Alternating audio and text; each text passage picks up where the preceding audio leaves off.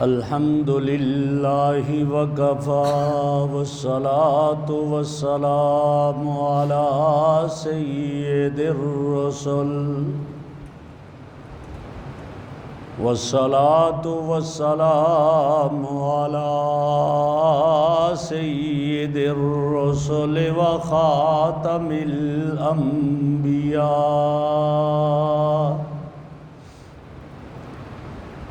وعلى آلہ وأصحابہ الذین اولی الدرجات العلی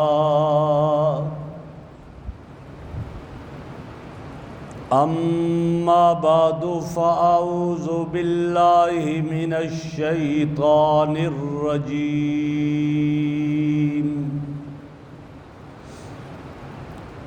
بسم اللہ الرحمن الرحیم ان تنصروا اللہ ینصرکم ویثبت اقدامکم وقال اللہ تعالی وَلَا تَهِنُوا وَلَا تَحْزَنُوا وَأَنْتُمُ الْأَعْلَوْنَ إِن كُنتُم مُّؤْمِنِينَ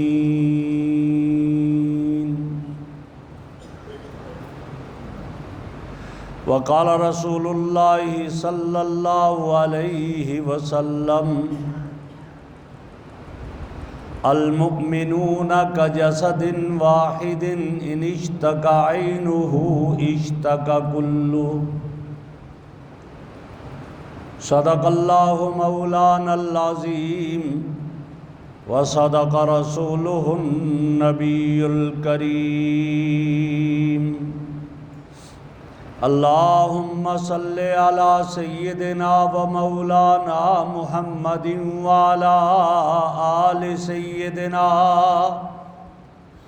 ومولانا محمد وأصحاب سيدنا ومولانا محمد وبارك وسلم عليه۔ انتہائی قابل صد احترام بزرگوں اور عزیز دوستوں،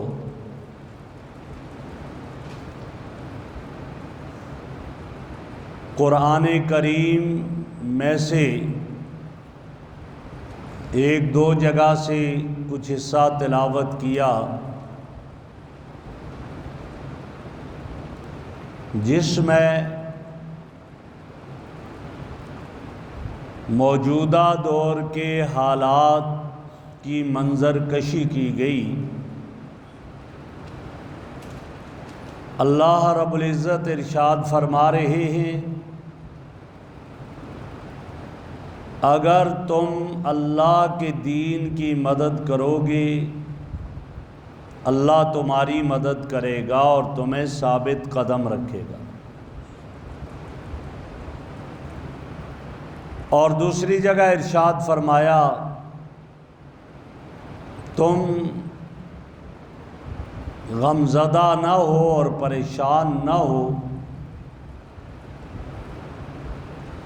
اگر تم ایمان والے ہو تو اللہ کی مدد تمہارے ساتھ ہو اور تمہیں ہی کامیابی حاصل ہوگی۔ اس وقت ہم بین الاقوامی سطح پر دیکھتے ہیں تو فلسطین کا مسئلہ اور غزہ کا مسئلہ انتہائی پریشان کن مراحل میں داخل ہے۔ کچھ عرصے سے مسلسل بمباری ہو رہی ہے اور یہ سمجھا جا رہا ہے کہ بس اب غزہ آخری سانس لے رہا ہے اور سوشل میڈیا پر یہی دیا جاتا ہے۔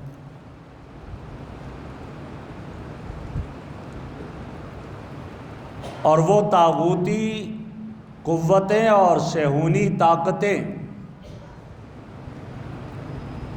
وہ یہ ثابت کر رہی ہیں اور دکھا رہی ہیں کہ گویا خدائی ہماری ہے۔ انتہائی متکبرانہ انداز میں یہ ساری کیفیت، لیکن افسوس اس پر یہ ہے کہ ہمارے اسلامی ممالک کے سربراہان وہ بھی اس پر کوئی بات نہیں کر رہے، بول تک نہیں رہے۔ میرے خیال میں وہ بھی یہی سمجھتے ہیں کہ خدائی ان کفریہ طاقتوں کی ہے، لیکن آپ نے آج تک دیکھا ہوگا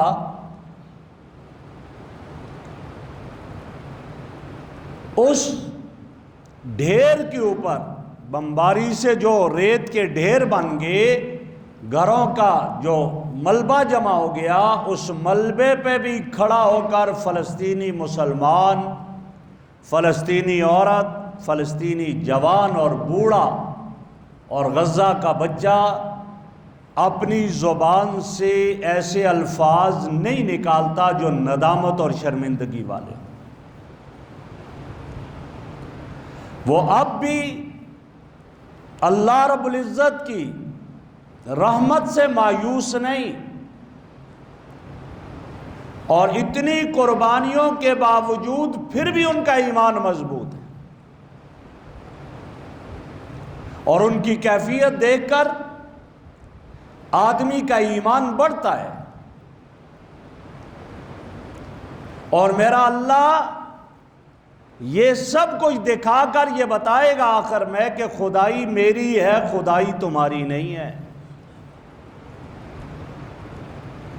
ماضی کو دیکھا جائے تو کیا کیا کیفیات اسلام والوں پر گزری، ایمان والوں پر گزری، لیکن بالآخر نتیجتاً اللہ رب العزت نے فتح ایمان والوں کو دی اور ارشاد فرمایا وَلَا تَحِنُوا وَلَا تَحْزَنُوا وَأَنْتُمُ الْأَعْلَوْنَ إِن كُنتُم مُؤْمِنِينَ، تم پریشان نہ ہو، غمزدہ نہ ہو، اگر تمہارے دلوں میں ایمان کی چنگاری ہے اور ایمان کا شعلہ جوالا ہے تو بالآخر غالب تم ہی رہو گے، اور ایک وقت انشاءاللہ ایسا آئے گا۔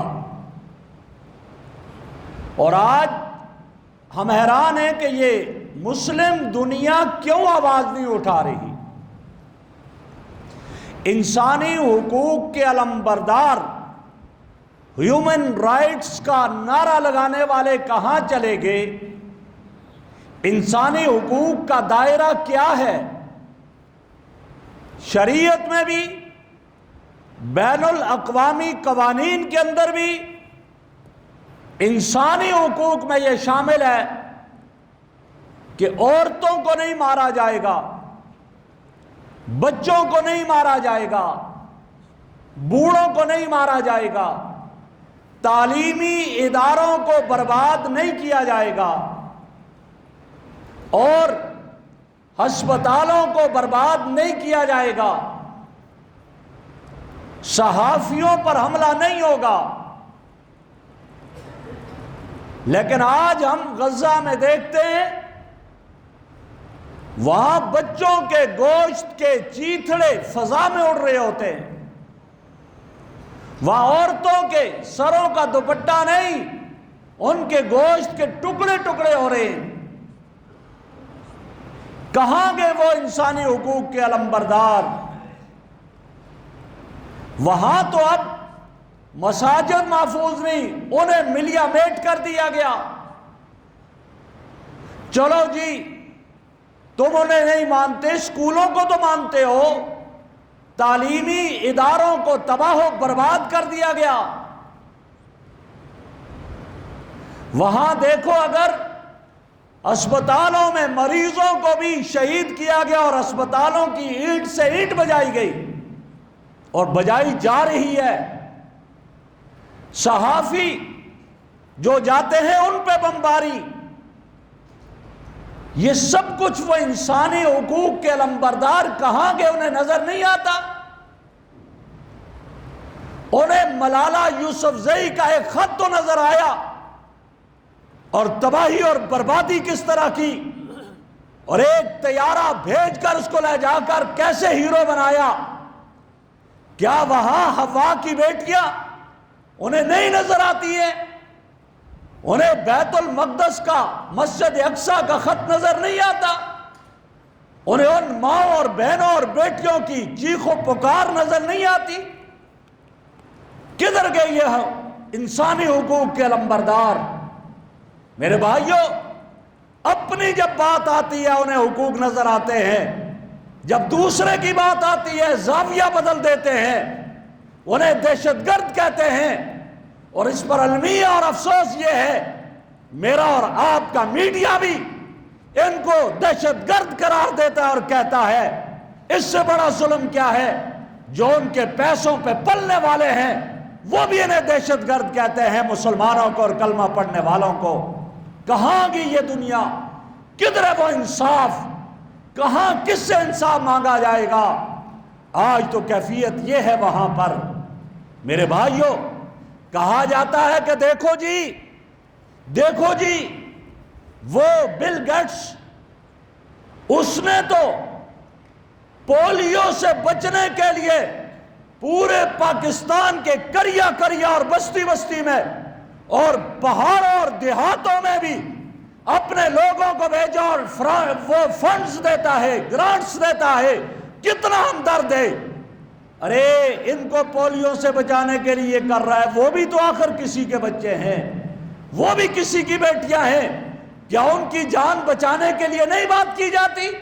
یا ان کے اپنے مفادات ہیں اس لیے یہاں یہ کر رہے ہیں، اور ان کو یہاں یہ نظر آتا ہے لیکن وہاں یہ نظر نہیں آ رہا؟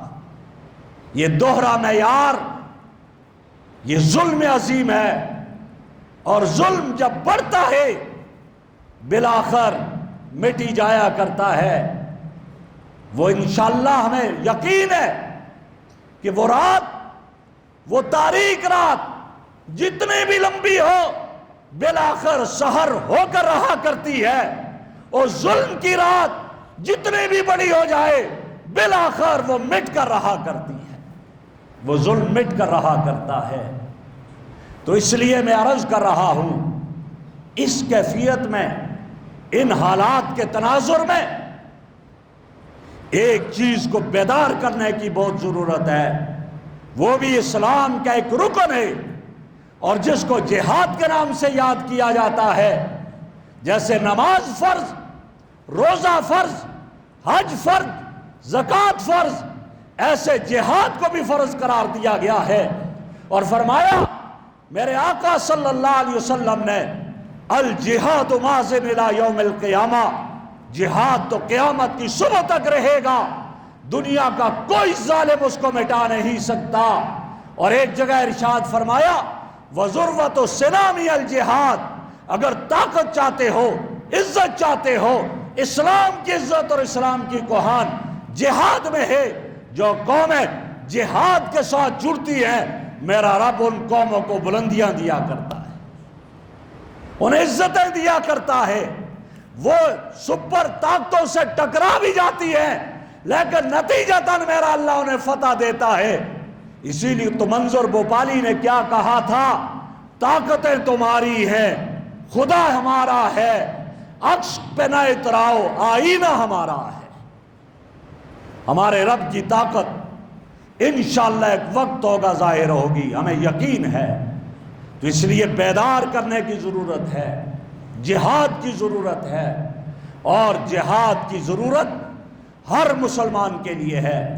اور ہمارے اکابر چاہے وہ کسی مسلک سے ہے، کل کے اعلامیہ میں فتویٰ دیا انہوں نے یہ کہا فلسطین کے مسلمانوں پر جو ظلم ہو رہا ہے، ان کے علاقے میں وہاں جہاد فرض ہے، اور ان کے قریب اگر وہ پورے نہ آئیں ان کے لیے، ان کے قریب والوں کے لیے فرض ہے، وہ بھی نہ پورے ہو سکتے ہوں، یہ فرضیت آگے چلتے چلتے منتقل ہوتے ہوئے پورے عالم اسلام پہ جہاد فرض ہو جائے گا۔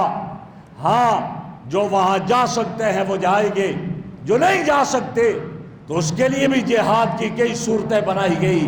فرمایا جہاد کی صورتوں میں ایک صورت جو جہاد کی ہے، وہ جہاد کی صورت وہ فرمایا کہ وہ عسکری جہاد، عملی جہاد شامل ہونا، جس کو قتال کہا جاتا ہے، وہ بھی ہوا کرتی ہے، اور وہ قتال ان کے ساتھ جا کر لڑنا۔ اور دوسری جہاد کی قسم یہ ہے کہ اگر یہ نہیں تو کم از کم ان کی مدد کی جائے، ان کی مالی مدد کی جائے۔ من جہز غازیا فقد غزا، جس نے کسی مجاہد کی مدد کی وہ اسی طرح ہے جیسے وہ غزوہ کرنے والا، اس کے گھر کے پیچھے حفاظت کرنے والا ایسا ہی ہے جیسے وہ جہاد کرنے والا۔ اور اسی طرح ایک جہاد بالقلم ہے، جن کو اللہ نے یہ طاقت دی وہ اس قلم کے ذریعے اپنے مسلمان حکمرانوں پہ دباؤ ڈالیں گے، زبان کے ذریعے دباؤ ڈالیں کہ تمہارے ذمہ یہ لازم ہے، تمہیں چاہیے کہ تم کرو۔ آج تو اقوام متحدہ، وہ امریکہ، برطانیہ ان کا پٹھو بن گیا، لیکن ہمارے مسلمان حکمران بھی ان کے پٹھو بن چکے ہیں۔ کوئی بول نہیں سکتا، کسی کو بات کرنے کی ہمت اور جرت نہیں ہے۔ میرے آقا صلی اللہ علیہ وسلم کی حدیث ہے، میرے آقا تشریف فرما ہے، حضرات صحابہ کرام بھی بیٹھے ہوئے ہیں، اور ان صحابہ کرام کی مجلس میں میرے آقا نے ارشاد فرمایا خطاب کرتے ہوئے، ایک وقت آئے گا، ایک وقت آنے والا ہے، ساری دنیا کفر تمہارے خلاف اس طرح جمع ہو جائے گی جیسے ایک دسترخوان پر لوگوں کو کھانا کھانے کے لیے بلایا جاتا ہے۔ آؤ بھائی، سارے ٹوٹ پڑتے دسترخوان پر کھانا کھانے کے لیے۔ فرمایا مسلمانوں تمہیں بھی اسی طرح ختم کرنے کے لیے بلایا جائے گا، ایک دوسرے کو دنیا کفر دعوت دے گی، آ جاؤ مسلمانوں کو کھانے کے لیے، آ جاؤ مسلمانوں کو ہڑپ کرنے کے لیے، آ جاؤ اسلام کے علم برداروں کو نیست و نابود کرنے کے لیے۔ صحابہ حیران ہو گئے، صحابہ تعجب کرنے لگے، ایسا منظر بھی آئے گا؟ کیوں تعجب کیا؟ ان کے تعجب کی وجہ یہ تھی وہ پکے ایمان والے تھے، پکے مومن تھے، انہوں نے اپنی نظروں سے، اپنی نگاہوں سے اللہ کی مدد کو اترتے ہوئے دیکھا تھا۔ انہوں نے تو یہ بھی دیکھا تھا کہ یہ کیا کیفیت ہے، بدر میں 313 ہیں، چند تلواریں، چند گھوڑے، اور ادھر 1000 سے زیادہ کا لشکر ہے، اور ہر طرح کے اسلحہ سے لیس ہیں، سب کچھ ہے۔ اس وقت انہوں نے دیکھا تھا جو کہہ رہے تھے ہم انہیں مٹا دیں گے، اللہ نے اسلام کو فتح دی تھی، کفر کو شکست دی تھی۔ یہ مدد تو اپنی آنکھوں سے دیکھی تھی انہوں نے۔ وہ صحابہ جنہوں نے یہ مدد اپنے آنکھوں سے دیکھی، غزوہ احزاب میں سارا کفر اکٹھا ہو کر مسلمانوں کا محاصرہ کر لیتا ہے، اور جب محاصرہ کر لیتا ہے اب ایمان والوں کی کیفیت کیا؟ ایمان والے پھر بھی ایمان مضبوط ہے، اور کیا کہتے ہیں؟ ھذا ما وعدنا اللہ ورسولہ، یہ وہ ہے جو ہم سے ہمارے رب اور اس کے رسول نے وعدہ کیا ہے، ہم غالب آ کر رہیں گے۔ غزوہ احد میں انہوں نے مدد کو دیکھا تھا، ہر موقع پہ مدد کو دیکھا تھا۔ وہ تعجب سے پوچھنے لگے یا رسول اللہ، دنیا کفر ہمیں مٹانے کے لیے اس طرح ٹوٹ پڑے گی، کیا ہم تعداد میں تھوڑے ہوں گے؟ ہم تعداد میں کم ہوں گے؟ فرمایا نہیں، تمہاری تعداد تھوڑی نہیں ہوگی، تمہاری تعداد زیادہ ہوگی۔ کتنی زیادہ؟ فرمایا کہ غصہ السیل، جیسے سیلاب چل رہا ہو، اس کے اوپر تنکے بہ رہے ہوتے ہیں، پانی نظر نہیں آتا، اوپر تنکے ہی تنکے ہوتے ہیں۔ فرمایا تم اتنے ہوگے، ان تنکوں کی طرح ہوں گے، ہر طرف تمہارا ہی نام ہوگا، تم ہی ہوگے، لیکن کیفیت کیا ہوگی؟ فرمایا اتنی طاقت، اتنی کثرت کے باوجود پھر کیوں؟ فرمایا ہاں تمہیں ایک بیماری لگ جائے گی، وہن کی بیماری لگ جائے گی، اس لیے یہ ہوگا۔ صحابہ نے سوال کیا، صحابہ نے پوچھا مل وہن یا رسول اللہ، اللہ کے رسول وہ وہن کی بیماری کیا ہے، وہن کا مرض کیا ہے؟ میرے آقا نے نشاندہی کرتے ہوئے دو چیزیں بتائی، اسباب دو بتائے، فرمایا حب الدنیا و کراہیت الموت، ایک دنیا کی محبت تمہارے دلوں میں آ جائے گی، دوسرا موت کی نفرت آ جائے گی۔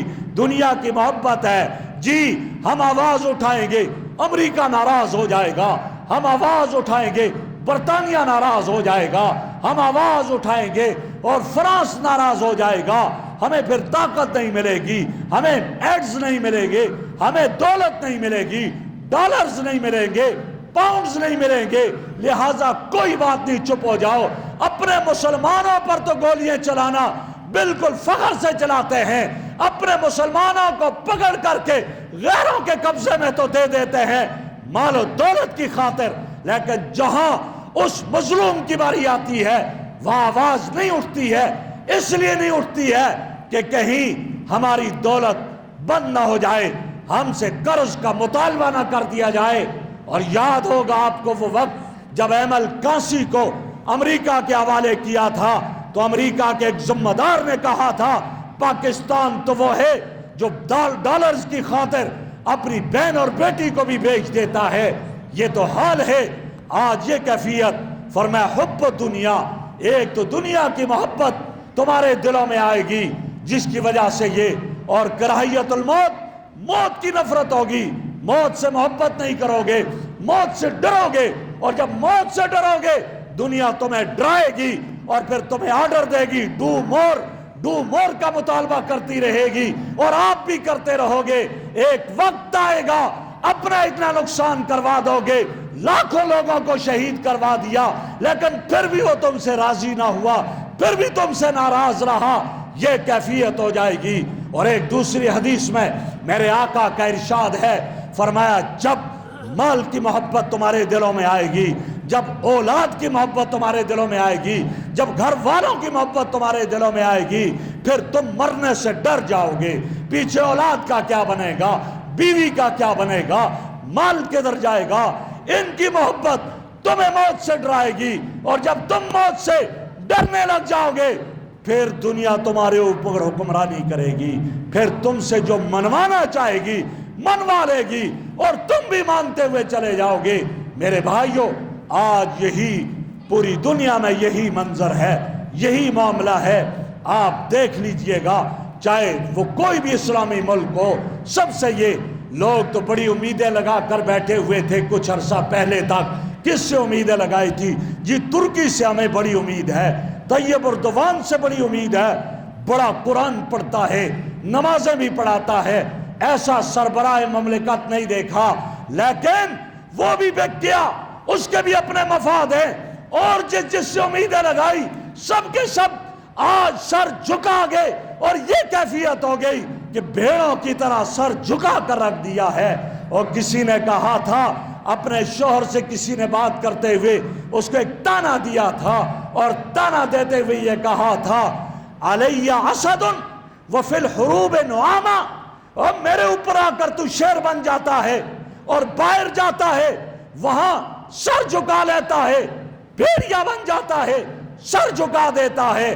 آج یہی ان مسلمان حکمرانوں کا حال ہے، اپنے ملک کے مسلمانوں پر تو شیر بنے ہوتے ہیں، ان پر گولیاں چلا کر ان کے سینوں کو چھلنی کر دیتے ہیں، بے گناہوں کو مار دیتے ہیں، وہ کوئی بھی مسلم ملک ہو، لیکن جب بات آتی ہے کفر سے ٹکرانے کی، کفر کی باتوں میں بات کر، آنکھوں میں آنکھ ڈال کر بات کرنے کی، وہاں نہیں بول سکتے ہیں۔ ہائے ہائے، میرا اسلام مجھے کیا دعوت دیتا ہے، میرا مذہب مجھے کیا کہتا ہے۔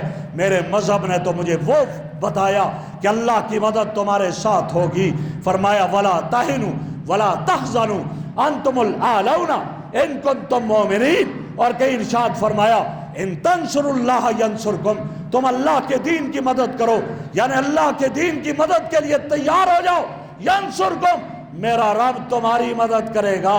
اور پھر ایسی مدد وہ کرتا ہے کہ تمہارا رعب بھی کافروں میں ڈالتا ہے۔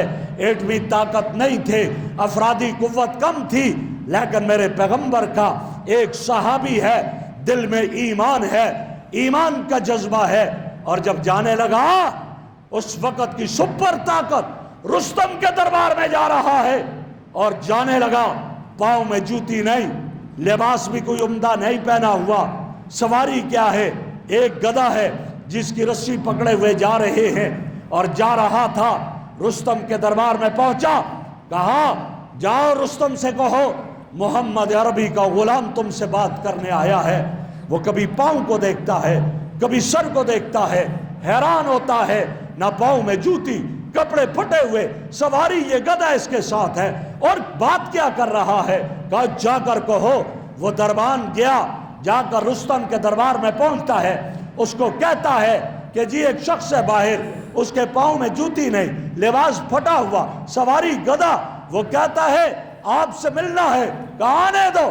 جب اندر گئے اور اس کی قالینوں کو کاٹتے ہوئے گئے، سواری کو باندھا، دربار میں کھڑے ہوئے، وہ دیکھ رہا ہے۔ اس نے سوال کیا کیوں آئے ہو؟ بتاؤ تو صحیح میرے بھائی، اس طرح بولا کرتے ایمان والے۔ تو انہوں نے جواب میں کیا فرمایا؟ انہوں نے جواب میں ارشاد فرمایا، فرمانے لگے آیا نہیں ابتعثنا اللہ لنخرج العباد من عبادت العباد الى رب العباد، میں آیا نہیں، مجھے بھیجا گیا اللہ کے بندوں کو تجھ جیسے ظالم کی بندگی سے نکال کر اللہ کی بندگی میں لے جاؤں۔ پھر ایسے ڈٹ کر بات کرتے تھے، دنیا بھی کانپا کرتی تھی۔ ایک عیسائی ڈاکٹر سے کسی نے سوال کیا اسلام کے بارے میں تمہارا کیا خیال ہے؟ جواب میں کہا Islam is the best religion of the world, اسلام دنیا کا بہترین مذہب ہے۔ پوچھا مسلمانوں کے بارے میں کیا خیال ہے؟ کہنے لگا but the Muslims are worst nation of the world, مسلمان دنیا کی بری ترین قوم ہے۔ کہا ایسا کیوں کہہ دیا؟ اسلام بہترین مذہب، اعلیٰ اور عرفہ مذہب، مسلمان بھی اعلیٰ عرفہ قوم ہونے چاہیے۔ کہا نہیں میرے پاس ریزن ہے۔ پوچھا کیا؟ کہا the Islam is in the books and the Muslims are in the graves۔ وہ اسلام جو بلند و بالا اعلیٰ اور عرفہ مذہب تھا وہ کتابوں میں بند ہو گیا، اور عمل کرنے والے قبروں میں چلے گئے۔ وہ تھے مسلمان نا، وہ مسلمان تھے۔